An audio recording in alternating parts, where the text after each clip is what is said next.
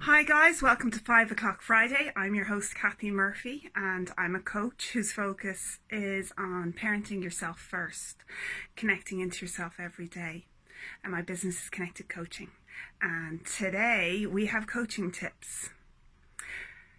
I want to focus on what we do when we need to restore. So for me, it's a year since we've entered our first lockdown, and for me that meant I really had to kind of take stock of where I've been for this year, and I'm tired. When I'm tired I get narky and cross and lots of other things. I want to control the world around me. I get depleted and oftentimes I can get sick. And when I notice that I am depleted, I'm on the way to burnout, I use those things as a sign to begin practicing things that restore me in an active manner, that nourish me. And everyone is so very unique, so you're going to have your own. For me, I need to garden. I need to get my hands in the muck and plant something.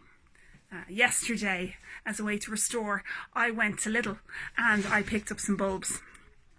So that I could plant in my garden and look forward to something that's going to come out in October. So that's exciting for me. That's my nerd thing. What's yours? One of my friends talked about watching science fiction films that really kind of fills them up and nourishes them. Another thing that I like to do, even if I'm not full of energy, is to take a walk and just big gulpfuls of that gorgeous fresh air, especially when the skies are bluer and there's a little less rain.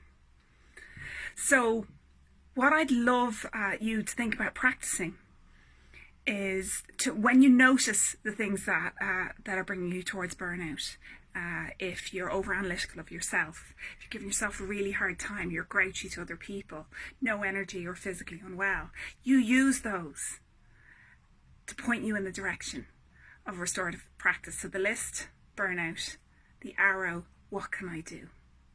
Can I take a hot bath with Epsom salts? Can I take a walk? Can I meditate if that's something I like to do? You know, and you know alone, the types of activities that suit you. But what if you wrote that list down and put it in your eye line? And what if on one side of the list were things to notice when you're low, with the arrow pointing to things to do to fill yourself back up again? Because when we're low, we're not going to remember these things. We're just not.